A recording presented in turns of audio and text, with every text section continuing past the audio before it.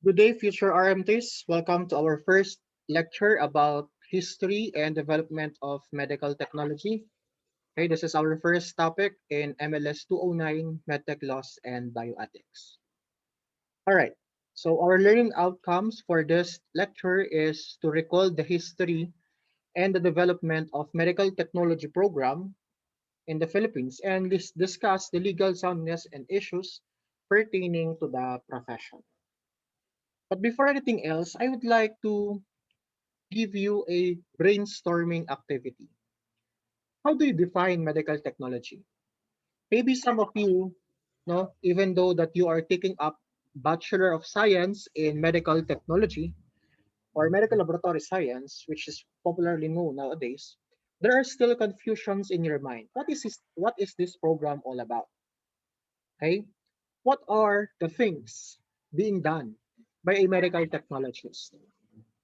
There are some people without the knowledge of the profession will say that medical technology is like parang nurse. Or some will say katulong ng mga doktor. Okay? These people are those people who doesn't know what is a medical technology. Okay? And if you still remember, there are people who uh, believe that there are only two people that is existing in the hospital. One is the nurse and the other is the doctor. If you are not a doctor, if you are not a doctor, then probably you are a nurse. But there are also people with a few knowledge of the profession. Okay? And if they ask, is medical technology for you? They might probably say, taga-kuha ka ng dugo, taga-test ka ng ihi, taga-dut-dot ka ng tae, or worst case is they will say, tagalandi ka ng dura. But how about you? How do you define the program where you are enrolled? It is nice to know, it is nice to define, and it is nice to remember that medical technology is not just limited on those things. There are a lot of opportunities that awaits to all medical technology graduates or medical laboratory science graduates. But before that, let's define what is medical technology. Okay? Medical technology is a branch of allied professionals. Okay?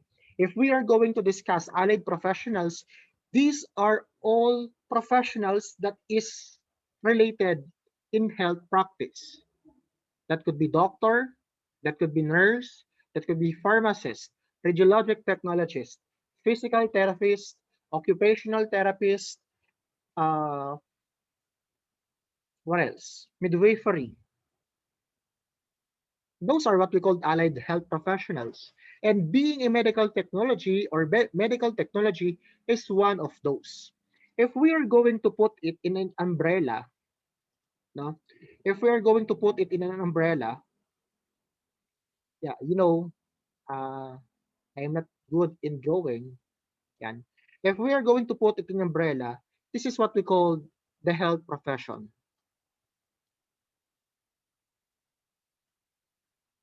Okay? This is the health profession. And each part of the umbrella represents the health professionals. The doctor, the nurse, the med tech, and so on and so forth. The pharmacist and the rad techs. Each has its function, roles, and responsibilities. Okay? Pero ano nga ba siya? It is a branch of allied health professional that deals with the study of various body fluids. Tayo yun eh. No? We are the one in charge in examining the body fluids or blood, particularly the blood chemistry. Anything that falls your blood will be the concern of medical technologists. Diabetes, hypertension, leukemia, anemia, a problem in the coagulation, everything about blood is a concern of a medical technologist. That's a blood. We analyze blood. Okay? Clinical chemistry being one of the particular aspect or being one of the specific discipline under the medical technology. We also have microbiology, bacteriology in particular. Kaya kanin nangyayari, yung mga medtech, sila yung nagtuturo ng bacti, ng microbiology sa mga nurse, sa other professions. In some institutions, they are like that. Bakit? Because we have a broad understanding of what is bacteriology. Not only know about the bacteria, but also what is in the bacteria, how the bacteria multiply, how we can isolate the bacteria, and so on and so forth.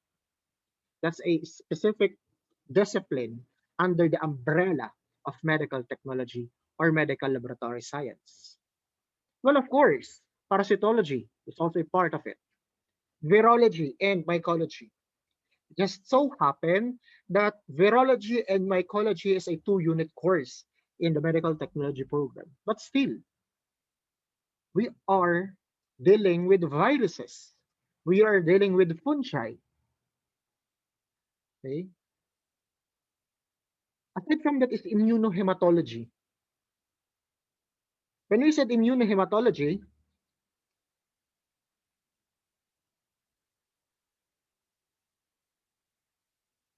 this is actually the blood banking combination of serology, combination of hematology, and combination of blood banking. The antibody screening, the transfusions, okay, cross-matching and everything is part of our discipline. It's part of our specific role. We are the one who is in charge of knowing the blood system, of knowing the blood type of an individual. Eh, madali lang naman gawin. Yes, it may be easy for you to do that.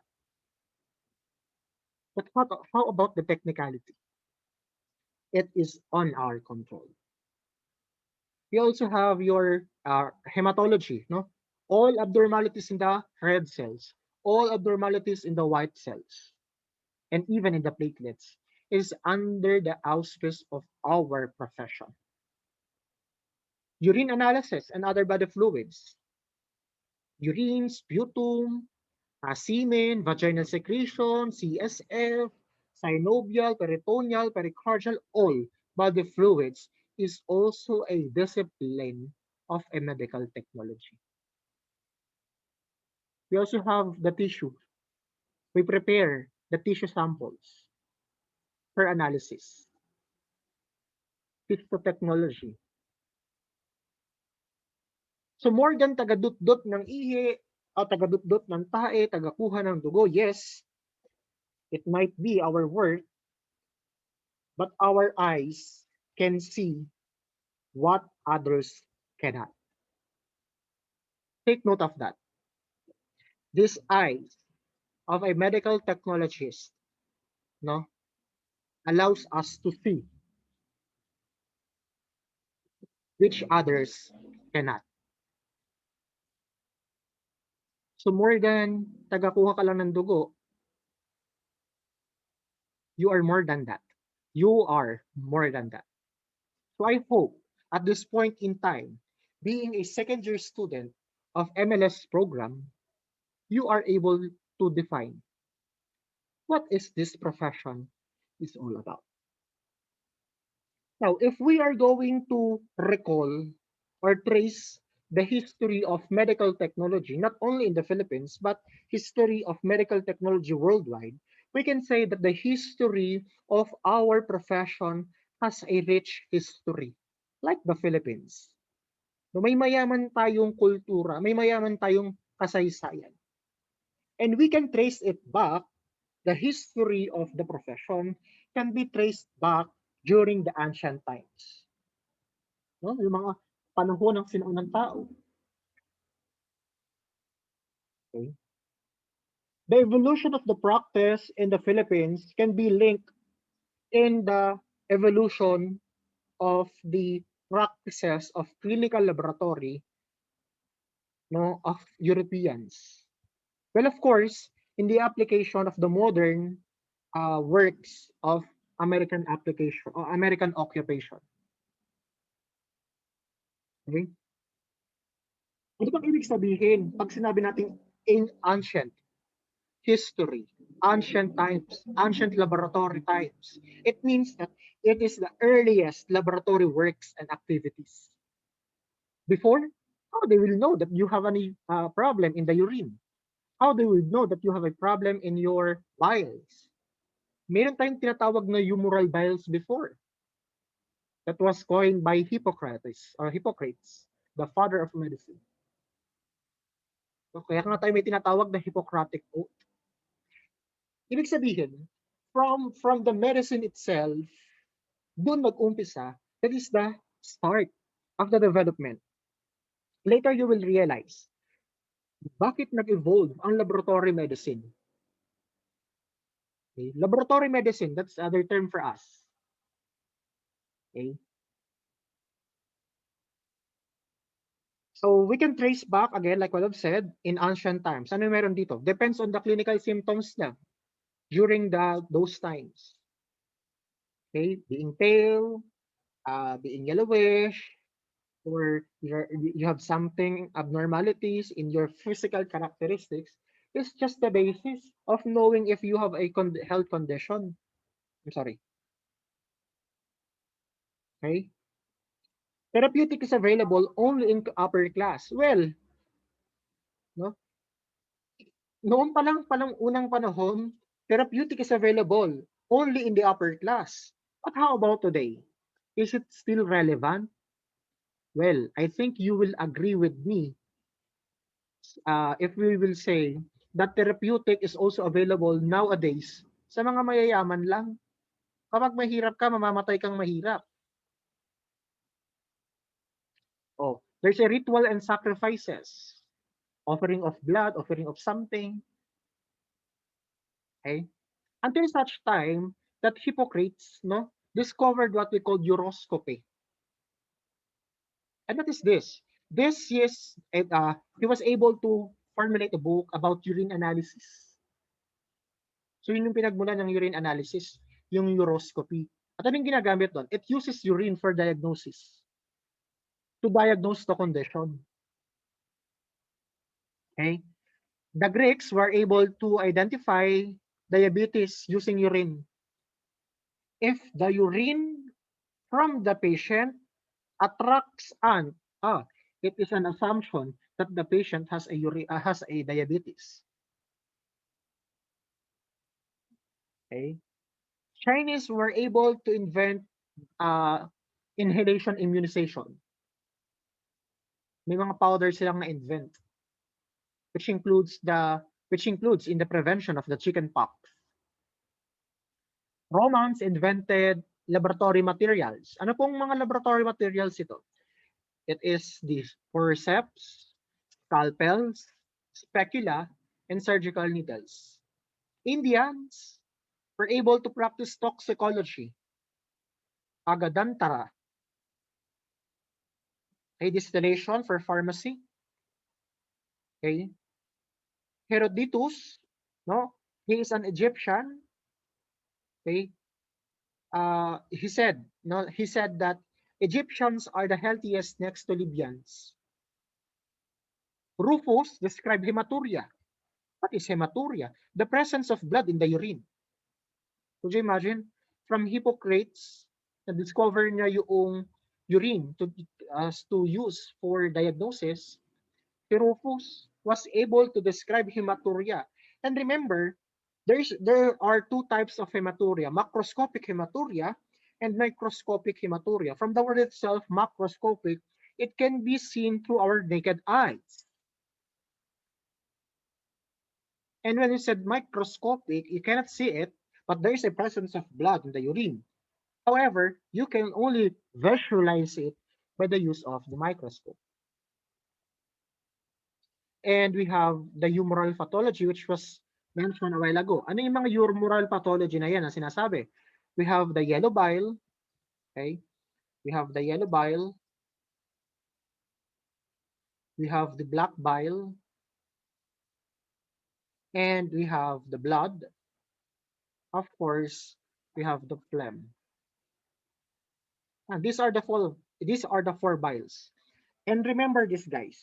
Remember, no, the discovery of these humoral vials, no, the discovery of these humoral vials by Hippocrates, no, lead to the advancement of the medical profession, lead to advancement of the field of diagnosis. Therefore, this humoral pathology or humoral biles, no, uh, gives the the beginning, no, or the promotion of the use of body fluids aside from just relying on the physical symptom. Ah, ibig sabihin, the use of blood, the use of urine, the use of your stool can be traced back during the 400 BC time when Hippocrates developed the humoral pathology. Okay? Now, the medieval period is the turning point. Kumbaga, in the story, no, this is the plot twist. Ito yung mayroong pinakamahalaga, the most important contribution in the field of medicine. Why? What is with medieval laboratory period? No? During this time, no, during this time, okay, there were advancement in the technology. Okay? May advancement na sa technology.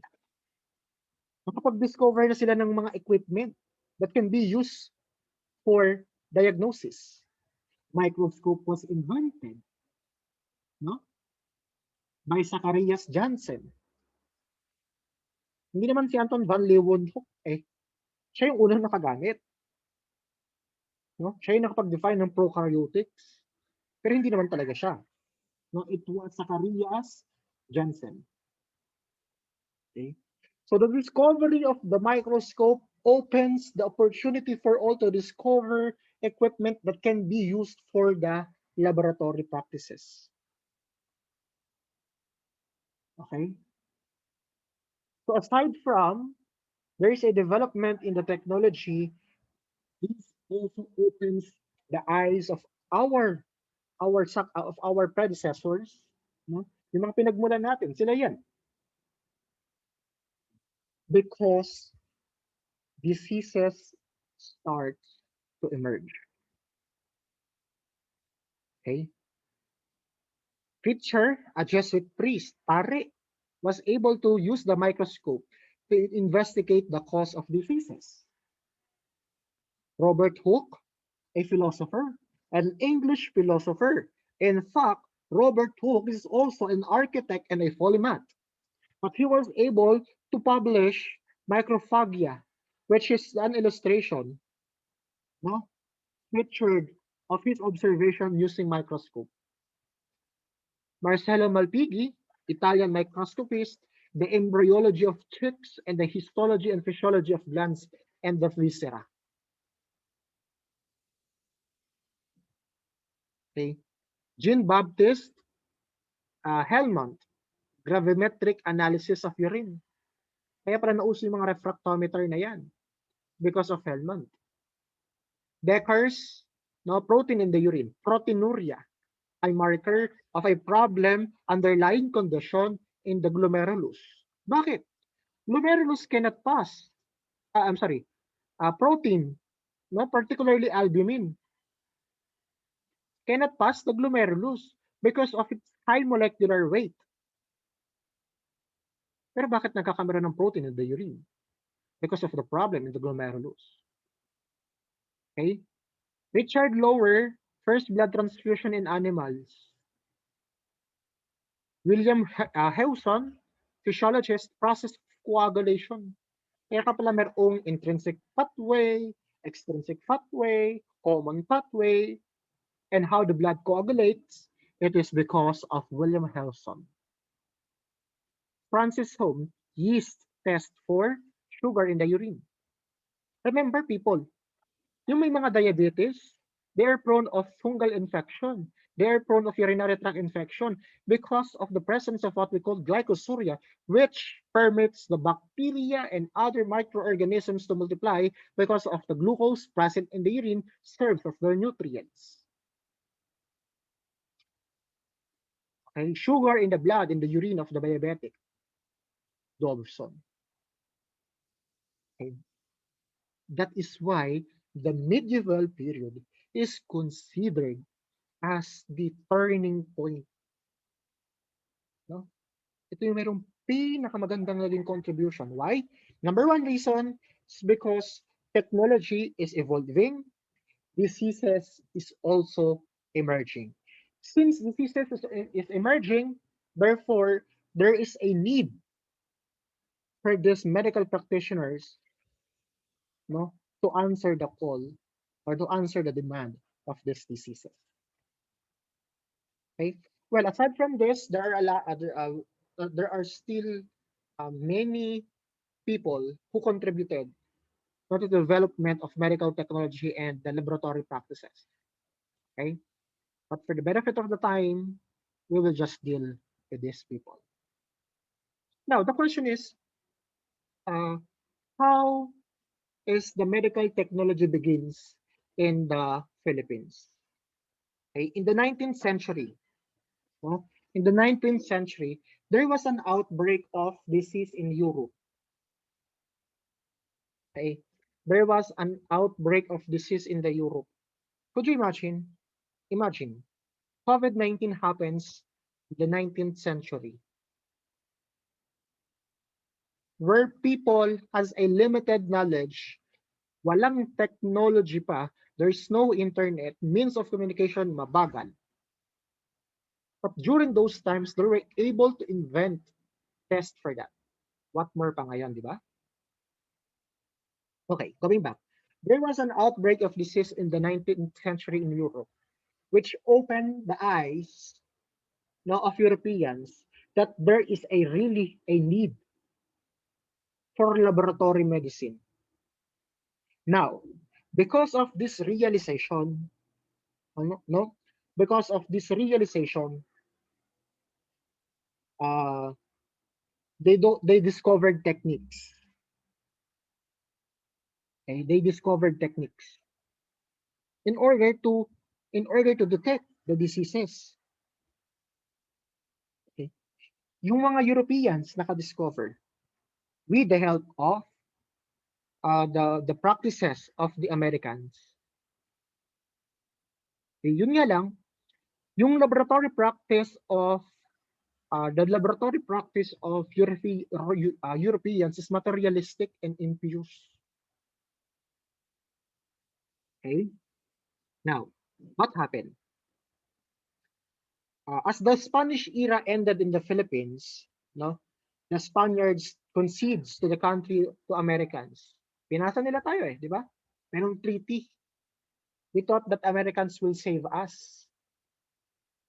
Hindi pala. These Americans will also invade us. Okay?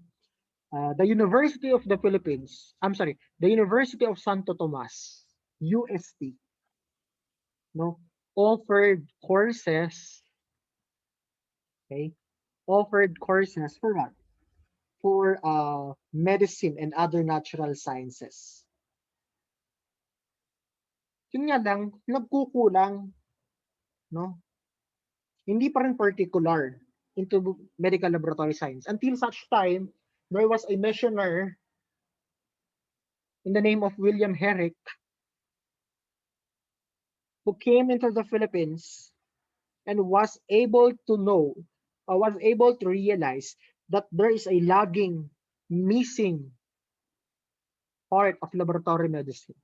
We'll discuss that in the evolution of medical technology in the Philippines. Okay. So, what happened? American occupation begins and the medical practices from the West introduced in the Philippines. Okay. So, nung una, the study of public health on the Philippines only deals in malaria, and cholera. No? Yan lang yung focus nila, no, on the public health. Malaria and cholera. Malaria is caused by a parasite, Plasmodium. Cholera is caused by a bacteria, which is Vibrio cholerae. Okay. We also have what we call the Philippine Tropical Disease Board. Okay. Ano yung purpose ng Philippine Tropical Disease Board? The purpose of tropical disease, Philippine Tropical Disease Board is to study the diseases that is occurring in the country. Yun nga lang, could you imagine? Tropical Diseases Board. But the member of this board is Army. No? Mga Army sila. Now take note of this. However, even though that they are Army, the formation of the board lead to a greater understanding of dysentery in the Manila. Okay. However, in the year 1988, no, in the year 1988, there was an endemic of what? Endemic of typhoid fever. Typhoid. Okay. Then it was a way for Americans to discover what is the agent or what is the causative agent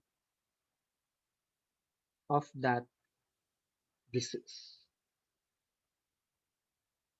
But what is sad to say, even though that there is a uh, evolution of this profession, of this practice in the Philippines, Americans did not train Filipinos to do laboratory work.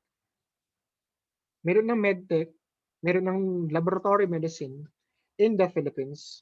However, the skills to perform laboratory medicine was not introduced to the Filipinos. Okay? Kailan lang nagkameron? When was the time that these Americans taught Filipinos about the importance of laboratory medicine? During war. No? During war.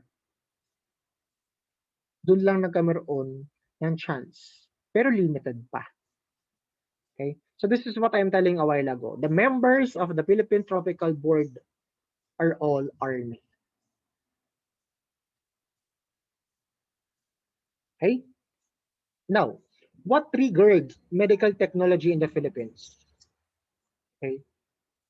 Medical technology in the Philippines was triggered. Yun nga, because of the war, no? Maraming sugat ng mga surgeon, ang mga US Army. Then, doon na nag-start ng medical technology in the Philippines. Number one is the opening of the Suez Canal. The opening of Suez Canal facilitated the dissemination of information from east to west. I'm sorry, from west to east. Okay. And because of the outbreak that happened in the World War II, the American soldiers based in the Philippines trained Filipinos to do laboratory techniques, which is the start of the establishment of medical technology.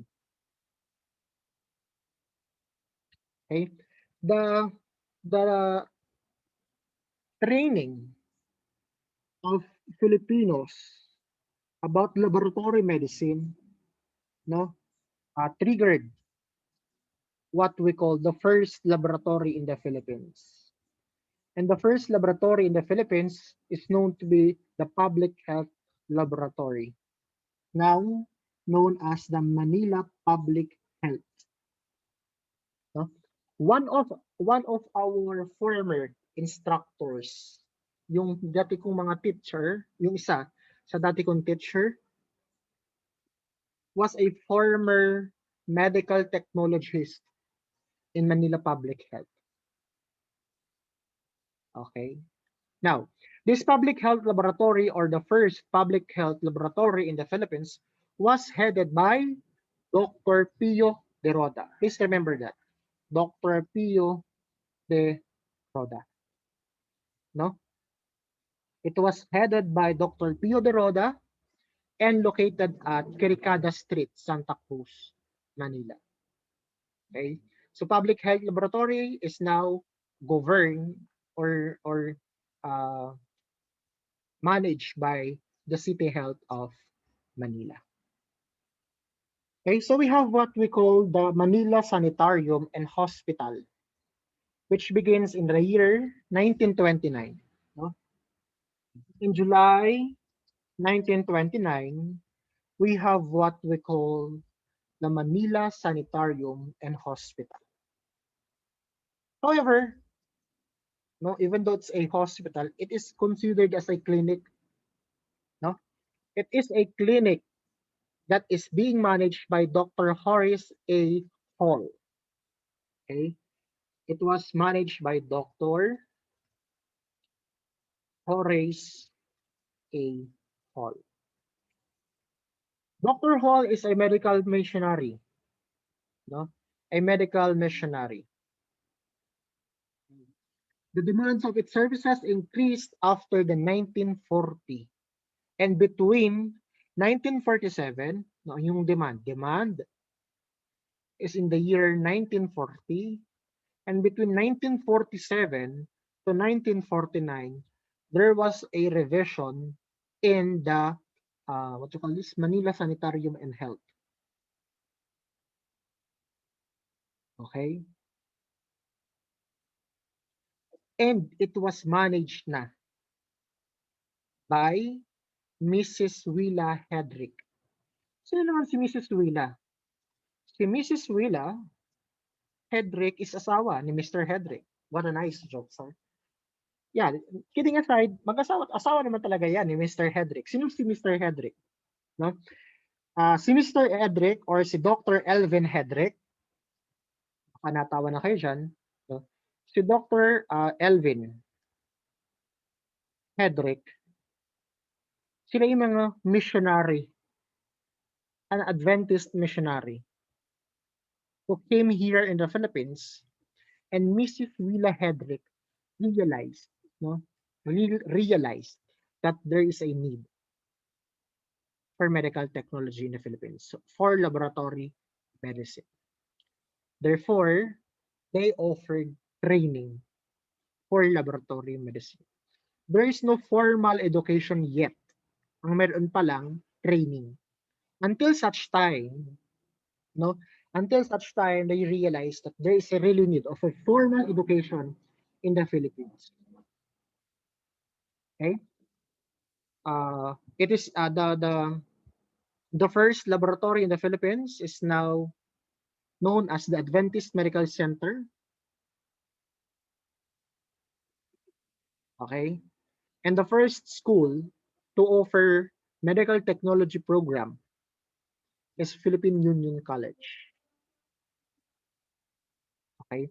Manila Sanitarium and Health, Manila Sanitarium and Hospital offered residency trainings and internship programs. Okay? So, nagkameron na ng Philippine Union College, no? Nagkameron na rin ng UST. Remember that the Philippine Union College, no, and the Manila Sanitarium is affiliated with Loma Linda University in California, USA. Loma Linda University, no, in United States, California, United States. Okay. Philippine Union College is now known as the Philippine Adventist University. So nagkameron din ng UST, FEU, and so on and so forth. So we'll discuss that in our next topic. Now, what are the legal issues? Ito yung mahalaga nating pag-usapan. History will always be history. We cannot change the history unless we are those family na who wants to revise the history of the Philippines. Well, you all know that. History will always be the history, and it is part of our studies. Mahalagang alamin natin kung ano yung pinagmulan. But the meat of this topic is what are the legal issues ba? The current issues in the medical laboratory science practice. Okay? Number one, the right to perform the professional or the profession, this should be profession, the right to perform the profession with minimal supervision of a registered pathologist. This right has been demanded a long time with the duties of registered pathologists. Kasi remember, even though that we are the one performing the laboratory works, medical technologists cannot be the head, no, cannot be the head of the laboratory. It will always be the pathologist who will be the head.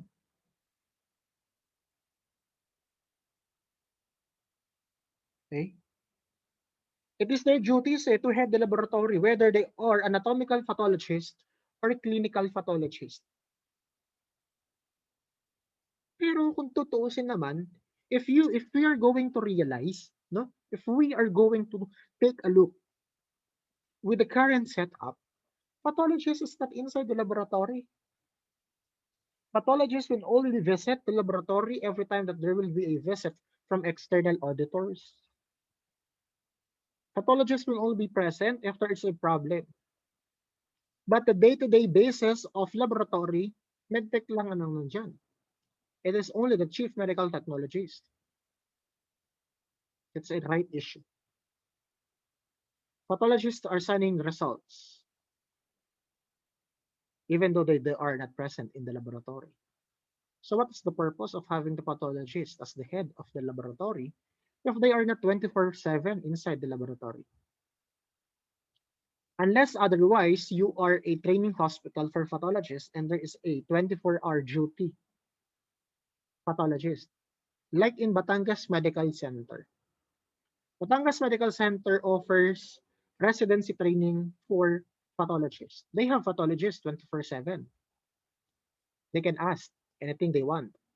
If there are results that should be uh, consulted to the pathologist. It's legal issue. Another one is the right to enjoy the privilege and prestige of being a medical technologist. Diba? There was a proposal, no? Bakit hindi na lang tawaging Doctor of Medical Laboratory Medicine? Doctor of Laboratory Medicine. Doctor of Clinical Laboratory. Diba? Eh, since we are the one dealing with it, we are the one doing the analysis. Ang gandang pakinggan nga naman. What is your profession? I'm a doctor. Doctor of Laboratory Medicine. Yun nga lang, no? Ano yung ironic doon? Ano yung nakakatawa doon? You are in the laboratory and the patient will come to you and will say, Doctor, may result na po yung ihi ko. Okay? But the right to enjoy the privilege and prestige of being medical technologist is one of the inherent issues in all professions. No? Medical technologist enjoys the privilege of doing all laboratory experimentation or examination without the presence of the pathologist.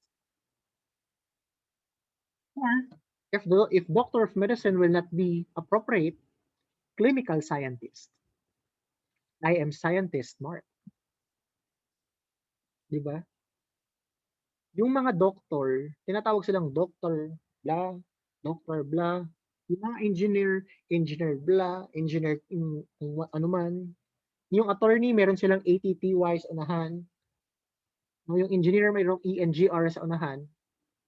But we only have RMT after our name. Minsan nga, wala pa. Hindi mo naman pwedeng sabihin, I am Mark Sayas RMT. Unless otherwise, there is a need for you to write that you are a registered medical technologist. Unlike the privilege of doctors, attorney, lawyers, engineer, pilot, they are called captain. We don't have that privilege to enjoy the prestige of the profession. Wala naman nagsulat ng scientist mark. Sounds good, right? But there is a walang ganun. And this is one of the most concerned, no? The right to have a just compensation. Every year, there is an increase in the salary of nurses in the government hospitals. Nurses Association were able to demand private institutions to increase the salary of nurses. Medtechs remains poor despite of expensive education. Bakit? The professional organization, mabagal. I am not against PAMIT. May scholars naman sila. Pero mabagal. Yung alin? Mga ganong proseso. Could you imagine? The Philippine Nurses Association, they have nurse party list in the Congress. Madali silang nakakapag demand of high wage. Not to compare the work of nurses, not to compare the work of other practitioners, but the right to have a just compensation is our right.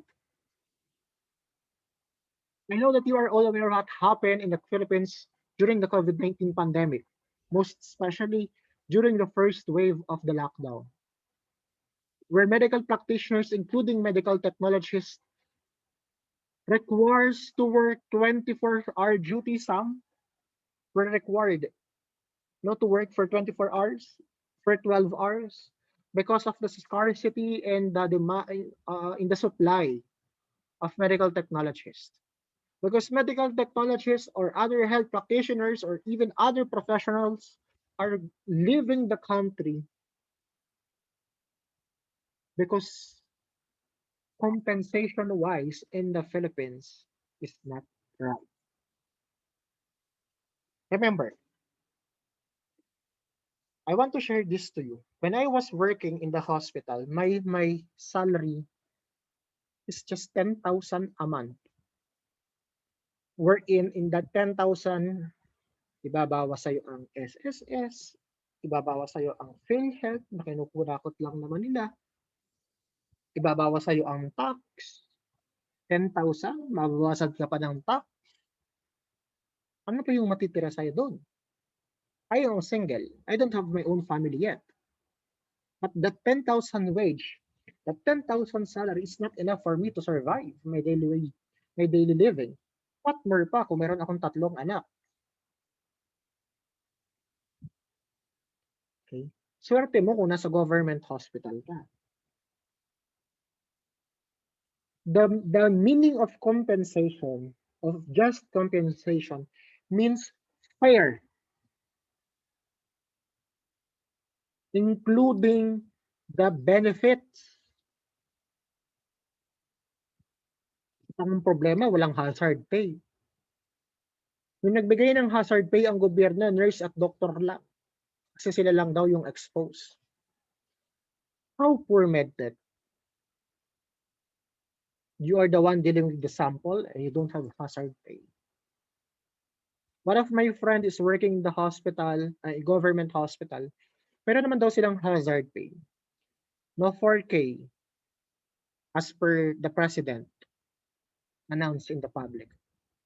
But when they received the hazard pay, they only got 1,000. Where is the 3,000? Okay? And this is also another issue. The right to have continuous professional growth and development. How will you enroll in master's degree if your compensation is below your daily expenses? Masasweldo ka ng 10,000, 15,000, 12,000 a month, and you will enroll in master's degree. Baka sa kangkungan ka pulutin. The other issue was the implementation of the CPD law. It is a great, great issue. A big, big issue. Not only in meddecs, but also in other professions. Why? because all professionals are required to attend continuous professional education prior to the renewal of their license. But the problem is, these CPD providers collect too much. Halimbawa, if you will train for parasitology alone, huh, you want to have a certificate in parasitology that costs 15,000. 15,000 for 1 week training. Eh kung sasweldo ka ng 10,000, kailan mo pa nabayaran yun? Okay? Kaya naging issue siya. Kasi mahal. Buti na lang ngayon may mga free. Okay? These are the other issues. These are the 5 legal issues and concerns of the medical technology profession. There's a lot. No? Pero ito yung major concerns. Now, what is the current position and roles of medtechs in the global market? Number one, readiness to compete amidst global challenges and innovations. Our medtech can work abroad. They'll just have, yun nga lang, no? Yung equivalency kasi, yung equivalency natin, level 6 lang ang medtech here in the Philippines because of poor basic education curriculum. It's the promise of ASEAN integration. That's the promise of K to 12. To make our professionals ready for global competition. Not only for ASEAN competition, but globally competent. Okay? Next one is openness to embrace the principles of the latest technology. We have to. Hindi pwedeng sanay ako sa ganito. Things are evolving. World is changing. And the process must be changed also. Hindi pwedeng you will rely lang doon sa natutunan mo na lang. Learning should not stop. Thus, principles of the latest technology must be adopted. Dedication to work and consistency in decisions and judgment. Okay, it's self-explanatory. Drive to keep abreast of the latest updates in the scientific research, and willingness to uphold the value of the profession and the organization. No one will love this profession other than us. No one will keep this profession live other than us. Remember, maraming nagme-medtech. There are a lot of students who's taking medical technology. Best example in LPU, Laguna, LPU San Cabrini. Diba? There are a lot of students. 50% or more than 50% of CAM students are medtech students. But why there's still a scarcity in the supply of medtech in the Philippines?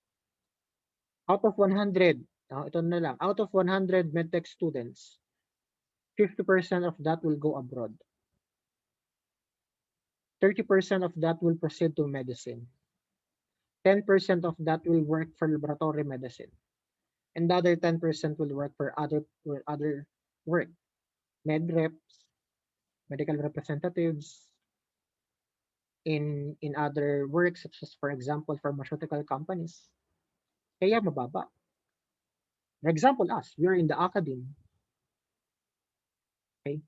So we have to value the profession because no one will value medical technology aside from us. And what is the conceptual framework of medtech services in the Philippines? Science and technology, knowledge, devices, and procedure. So for science and technology, the energy forms and the body system, diagnostic, and therapeutics. Okay. For knowledge source, individual and collective effort dapat. Di ba, dun sa code of ethics, share my knowledge to my peers, to my co-workers. Advancement. Government and educational institutions are in line with the knowledge source. Devices. Enabling measurements, testing prosthetics, preventive and restorative, imaging, monitoring, and diagnosis. And for procedures, what are the common and unique ways? This conceptual framework of medical services was adopted from our reference book. No? So this is the medical technology, the evolution of medical technology, our beginning. I hope you enjoy our first lecture in MLS 209. Thank you and God bless you all.